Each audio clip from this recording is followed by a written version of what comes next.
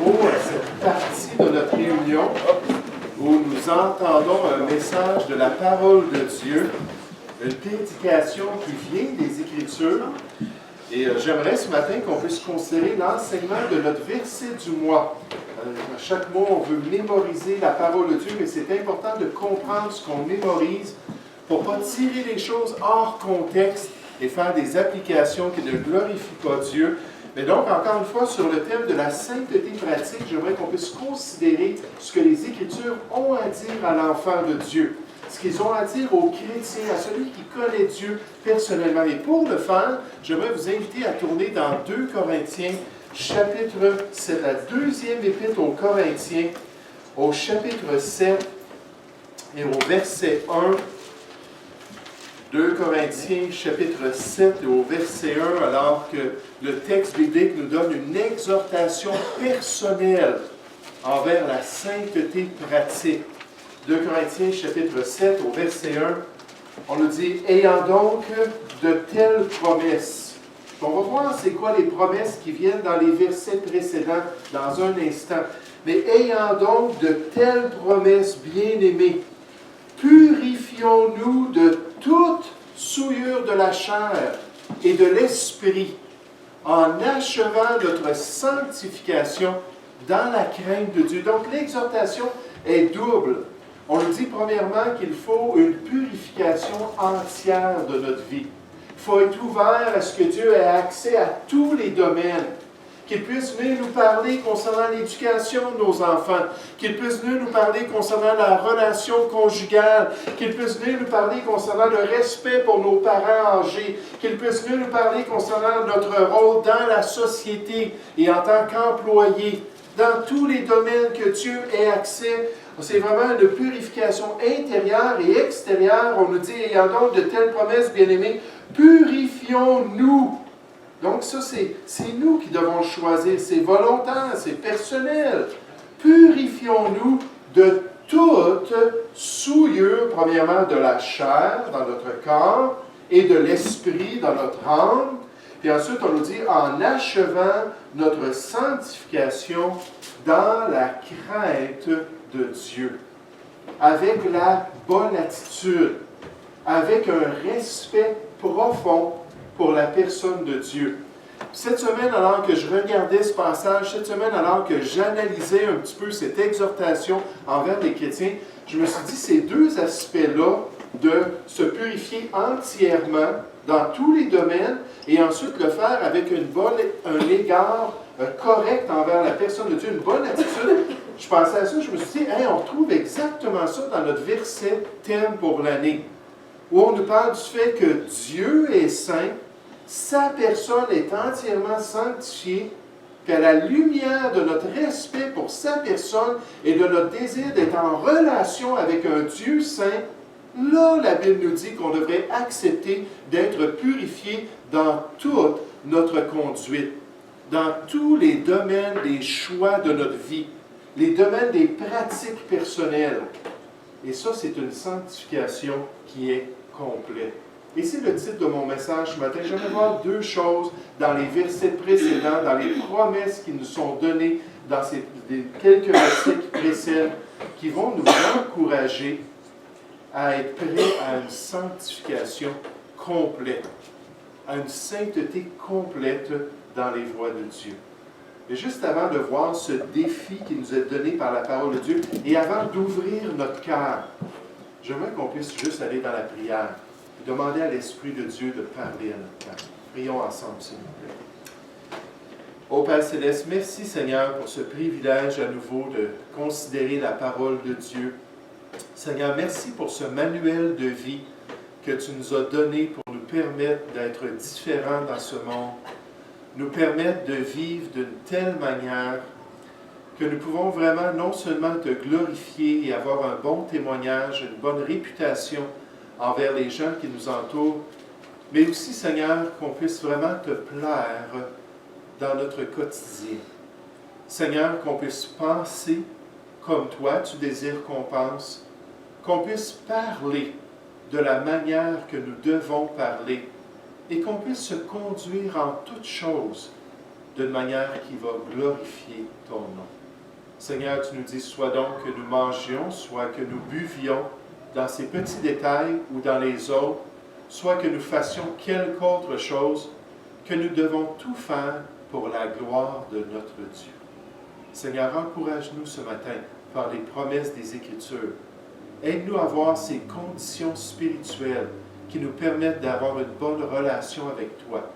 Aide-nous à voir les termes de la communion spirituelle avec notre Dieu, tels que présentés ici par l'apôtre Paul dans ce beau passage des Écritures. Seigneur, accomplis ta volonté dans nos vies. Aide-nous à relever le défi. Aide-nous à persévérer dans tes voies. Aide-nous à ne pas nous lasser de faire le bien. Au nom du Seigneur Jésus. Et donc, une sainteté complète. Une sainteté complète. Ça, c'est l'exhortation qui nous vient de ce passage. Ça, c'est l'enseignement de la volonté de Dieu, non seulement ici dans les Écritures, mais à travers le Nouveau Testament. Et Dieu nous présente des promesses qui sont sous-jacentes. Il y a certaines expressions qui ont plus de difficulté, mais sous-jacentes qui sont à la base de cette exhortation-là à une sainteté complète dans notre vie. Donc, j'aimerais qu'on puisse juste regarder les versets précédents, alors que Dieu nous présente sa bénédiction si on suit ces instructions-là pour lui permettre de nous sanctifier, d'achever notre sanctification ici-bas pour la gloire de Dieu. Et premièrement, je vais vous faire remarquer les liaisons malsaines qui nous sont présentées. Les liaisons malsaines, les relations, les liens, les engagements, les décisions qu'on fait avec les gens qui nous entourent. Et Dieu nous dit qu'il y a certaines liaisons qui sont malsaines pour nous, qui sont contraires à ce qui est bienséant dans notre vie. Puis alors qu'on considère cette pureté, alors qu'on considère cette purification dans notre vie, on doit réaliser qu'on a des choix à faire envers les relations qu'on permet dans notre vie. La Bible nous dit dans 1 Corinthiens 15 au verset 33, « Ne vous y trompez pas, les mauvaises compagnies corrompent les bonnes mœurs. » Donc il y a des gens qui sont des pommes pourrites et qui peuvent venir dans le panier de nos expériences et corrompre notre expérience, souiller notre vie. Et ces relations malsaines, ces liaisons, on doit à un moment donné apprendre à les mettre de côté pour accomplir la volonté de Dieu. Donc 2 Corinthiens, dans le chapitre 6, pour voir ces promesses-là de la parole de Dieu, au verset 14, l'apôtre Paul dit « Ne vous mettez pas avec les infidèles. » Ici, les infidèles, ce sont des gens qui ne sont pas sauvés, ce sont des gens qui ne sont pas intéressés à la parole de Dieu, qui ne sont pas intéressés à suivre une perspective de la vie qui est en accord avec le plan de Dieu pour l'être humain. Donc, ne vous mettez pas avec les infidèles sous un joug étranger. Hier, j'ai préparé une image. Hier soir, je travaillais là-dessus, il était rendu pas loin de 11 heures. Puis j'étais en train de travailler sur mon message, finir les choses, puis là, j'ai tout préparé une image d'un joug. Un joug, c'est un instrument de bois qui permet à deux animaux de rentrer leur tête, puis de tirer une charrue, puis d'accomplir une œuvre alors qu'on s'en va dans un champ, puis on veut labourer le champ, puis ainsi de suite. Là, on nous dit spirituellement, on peut rentrer notre tête avec quelqu'un pour accomplir une tâche, accomplir une responsabilité, et c'est quelque chose qui n'est pas bien pour nous. Ça dit, ne vous mettez pas avec les infidèles. Refusez de vous engager. Refusez de rentrer dans une certaine liaison avec quelqu'un qui n'aime pas Dieu, qui ne veut pas accomplir la volonté de Dieu. Puis on nous dit, car quel rapport y a-t-il entre la justice et l'iniquité ou l'injustice? Ou qu'y a-t-il de commun entre la lumière et les ténèbres? Les chrétiens sont dans la lumière de Dieu. Les gens du monde marchent dans les ténèbres. Qu'est-ce qu'il y a de commun avec ces gens-là? Quel accord y a-t-il entre Christ et Bélial? Ou quelle part a le fidèle avec l'infidèle? Quel rapport y a-t-il avec le temple de Dieu et les idoles? Paul dit, je vais vous mettre des exemples ici. Je vais vous permettre de comprendre que ça ne fonctionne pas ensemble, que ça ne devrait pas être dans une liaison officielle de relation, pas du tout. Quel rapport y a-t-il entre le temple de Dieu et les idoles? car nous sommes le temple du Dieu vivant, comme Dieu l'a dit, j'habiterai et je marcherai au milieu d'eux. Je serai leur Dieu et ils seront mon peuple. C'est pourquoi sortez du milieu d'eux et séparez-vous, dit le Seigneur, et ne touchez pas à ce qui est impur. Des liaisons qui sont malsaines, des relations qui ne devraient pas exister dans la vie des chrétiens. Je vous donne des exemples de liaisons. Des liaisons au niveau du mariage, par exemple. La parole de Dieu dans 1 Corinthiens 7 au verset 39 nous dit « Marie-toi avec qui tu veux, seulement que ce soit dans le Seigneur. Choisis un enfant de Dieu. Choisis un chrétien. Choisis quelqu'un qui aime le Seigneur.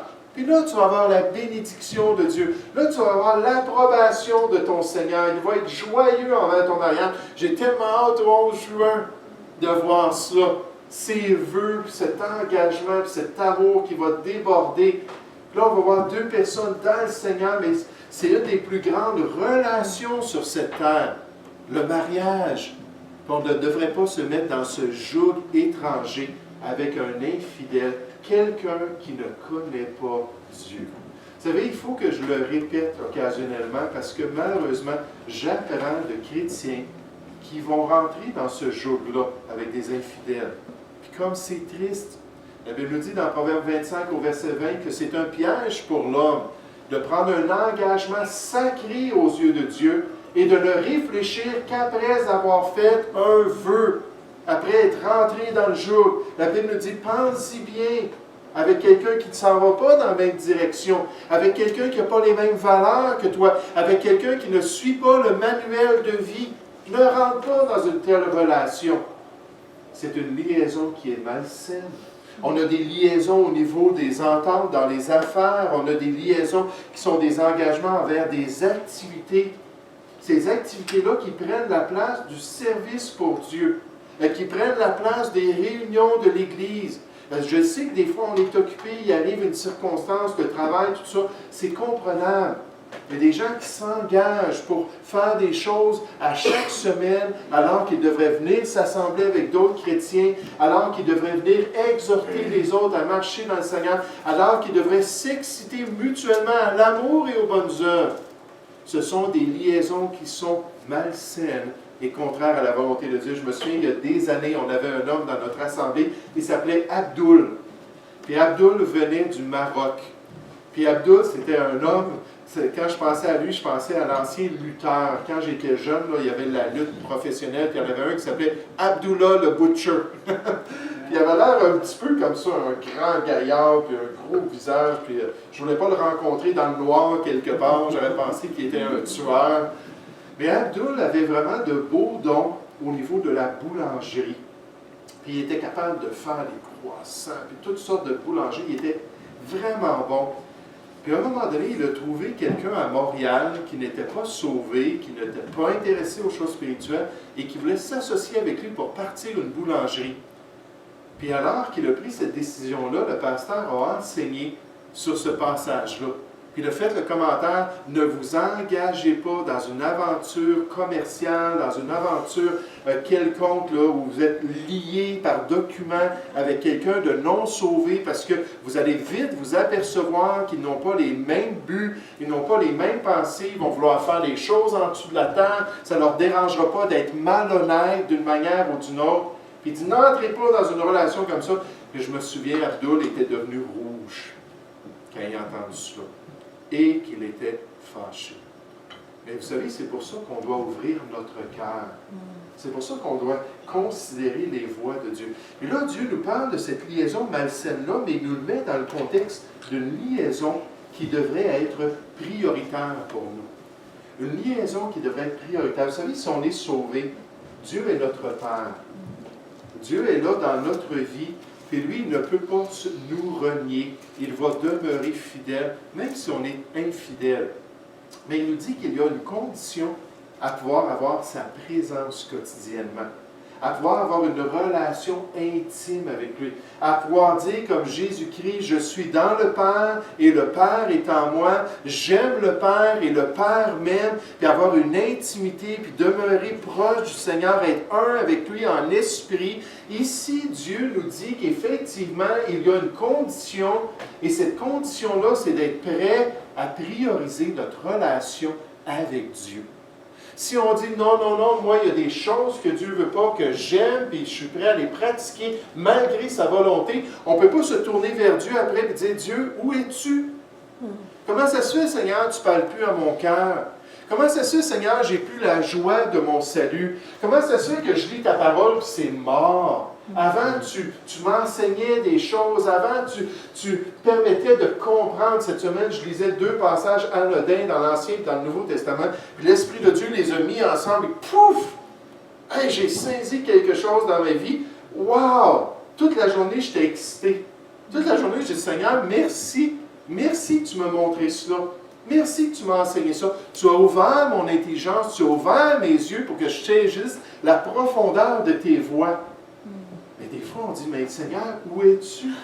On regarde le livre des psaumes, souvent le psalmiste dit, Seigneur, comment ça se fait que tu ne parles plus? Comment ça se fait que tu ne te manifestes plus au milieu de nous? Comment ça se fait que tu n'agis plus et que ma vie chrétienne est rendue fade? La Bible nous dit dans 1 Jean 2,15 que si on aime le monde, les choses du monde qui sont contraires à la volonté de Dieu, que l'amour de Dieu n'est point en nous. On ne peut pas servir 2 maîtres. C'est impossible d'aimer le siècle présent puis d'être affectionné pour les valeurs de ce monde. Quand je parle des valeurs de ce monde dans le contexte, c'est des valeurs qui sont contraires à la volonté de Dieu, des valeurs qui sont caractérisées par l'infidélité à la parole de Dieu. C'est impossible de vivre comme ça, c'est impossible de s'attacher à cela, puis ensuite d'être béni par Dieu. Parce que Dieu nous dit que pour avoir sa présence, il faut être saint. Puisqu'il est saint, il faut nous-mêmes être saints. Et là, on peut avoir cette relation-là avec Dieu. Regardez dans notre passage l'importance de prioriser la relation avec Dieu. Au verset 17, 2 Corinthiens 6, au verset 17, on nous dit « C'est pourquoi, à la lumière de ces liaisons qui sont malsaines, à la lumière de ces relations, ces engagements-là dans lesquels on rentre, qui sont contraires à la volonté de Dieu, on nous dit, c'est pourquoi sortez du milieu d'eux et séparez-vous, dit le Seigneur, et ne touchez pas ce qui est impur. Et voici la promesse que Paul cite alors qu'il exhorte au verset 1 à se sanctifier complètement, à la sainteté complète. Il dit, et je vous accueillerai. Je serai pour vous un père, et vous serez pour moi des fils et des filles, dit le Seigneur Tout-Puissant, ayant donc de telles promesses.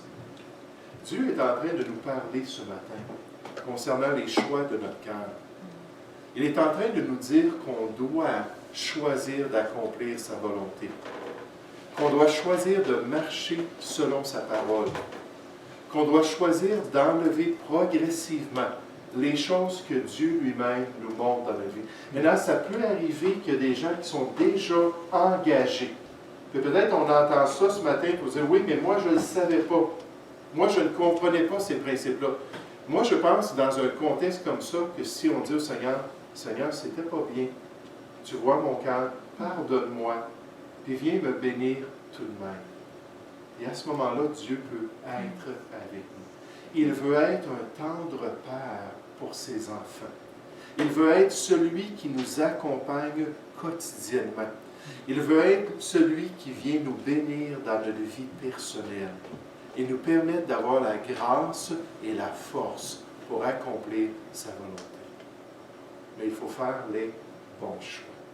Vous savez, c'est frappant quand on regarde dans les Écritures que Dieu nous dit que c'est important pour le chrétien de désirer tellement marcher avec Dieu et de désirer tellement avoir des priorités spirituelles qu'on est prêt à trier dans les autres éléments de notre vie. C'est pas comme si notre vie, c'était un beau système dans lequel Dieu, c'est juste un petit satellite qui tourne autour de notre vie. Non, Dieu dit, je vais être en plein dans le milieu de ta vie. Je vais être en plein l'élément qui va te permettre de décider qu'est-ce que tu tolères dans ton existence. Qu'est-ce que tu permets. Paul dit que pour lui, il considérait toute chose une perte à cause de l'excellence de la relation avec Dieu. Il dit dans toutes ces années de marche chrétienne, dans tous les choix qu'il a dû faire, dans toutes les relations qu'il a dû trier, il s'était aperçu que la relation qui était la plus valorisante, la relation qui était la plus prioritaire, la plus merveilleuse, c'était la relation avec Dieu. J'oserais dire aujourd'hui qu'il y a bien des chrétiens qui ne connaissent pas cette relation-là. Qu'il y a bien des enfants de Dieu qui ne mettent pas une importance dans leur vie pour pouvoir avoir une intimité avec Dieu, mais pour pouvoir avoir des bénédictions de cette relation avec le Seigneur. Et c'est certain qu'aujourd'hui, en tant que chrétien, on doit faire des choix.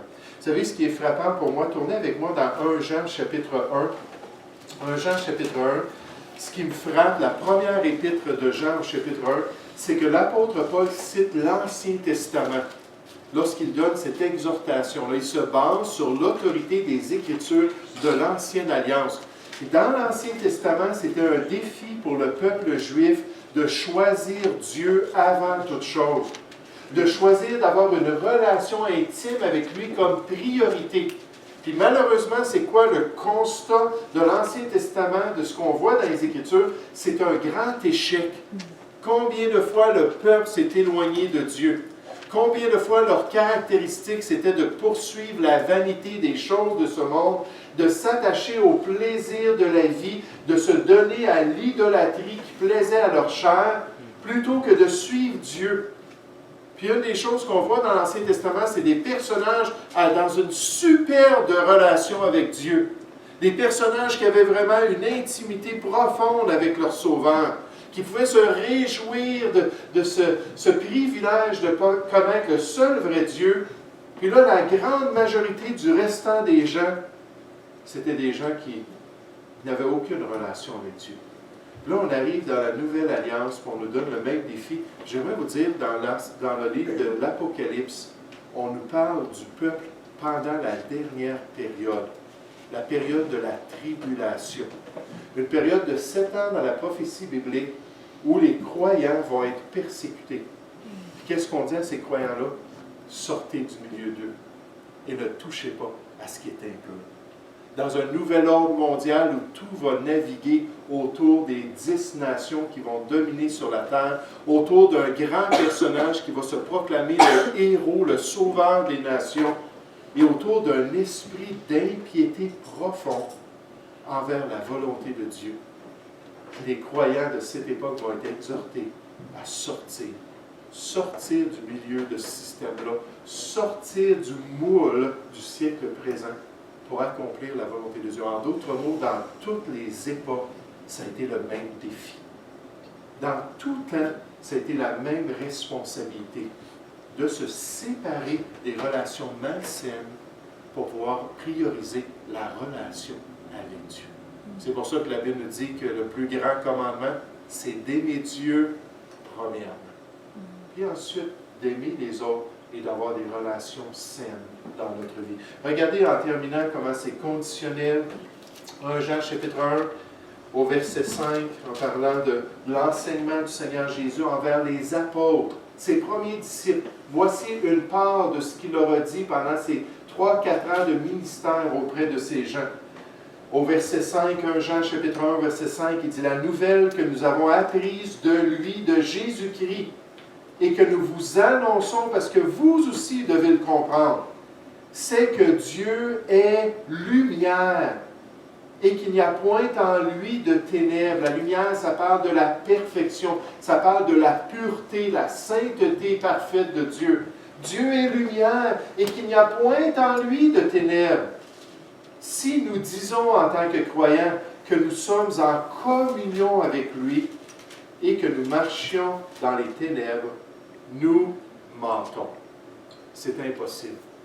On ne peut pas connaître Dieu, on ne peut pas être proche de Dieu et marcher dans les choses qui sont opposées à la volonté de Dieu. Ça dit, nous mentons et nous ne pratiquons pas la vérité. Mais Gloire à Dieu pour les mais dans les Écritures.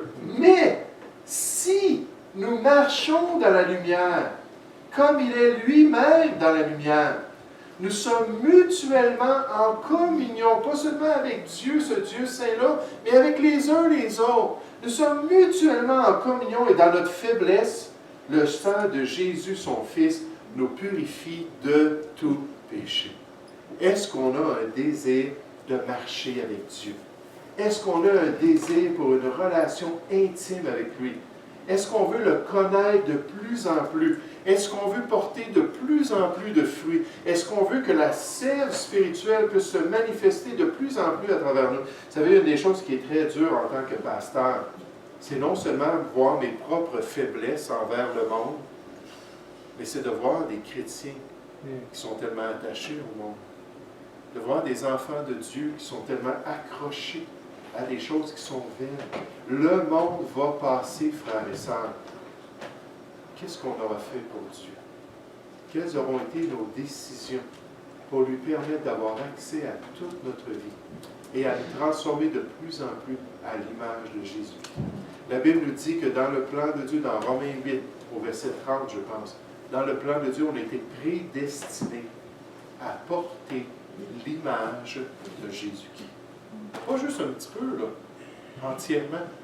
Ça, c'est comme ce bloc-là que le sculpteur, je vous l'ai dit à plusieurs reprises, ça m'a tellement frappé, est en train de sculpter, puis il commençait son œuvre, puis un passant a vu ce gros bloc-là, puis il a dit « Qu'est-ce que tu fais? » Il dit « Je suis un sculpteur, je suis en train de sculpter. » Il dit « Qu'est-ce que tu es en train de sculpter? » « Un beau lion. » Il dit « J'aime les lions. » Il dit « Ben, il dit, je ne vois pas de lion là. » Il dit « Moi, je le vois. » Vous savez, les artistes ont la capacité de voir des choses dans leur esprit que nous, on ne peut pas voir. Là, je ne peux même pas m'imaginer un lion, puis tout voir les détails, puis ensuite essayer de le peindre sur une feuille de papier. Mais lui, c'était un artiste, c'était son don. Puis il a dit, comment est-ce que tu vas faire ressortir un lion de ce gros bloc-là? Il dit, c'est pas compliqué, je vais enlever tout ce qui n'est pas du lion. Et Dieu veut enlever tout ce qui n'est pas Jésus-Christ dans notre vie. Tout ce qui n'est pas en accord avec sa personne, tout ce qui ne reflète pas son image, tout ce qui ne nous permet pas de le glorifier et de lui plaire sur cette terre. En 2016, on a ce thème de la sainteté pratique. Et mon désir en tant que pasteur, c'est de vous encourager à prendre la chose à cœur. À dire quotidiennement, Seigneur, change-moi. Seigneur, permets-moi de devenir la personne que tu veux. Et permets à Jésus-Christ de paraître de plus en plus dans ma vie. Pour avoir une vie qui est tellement différente et permettre à Jésus-Christ de se glorifier à travers notre existence.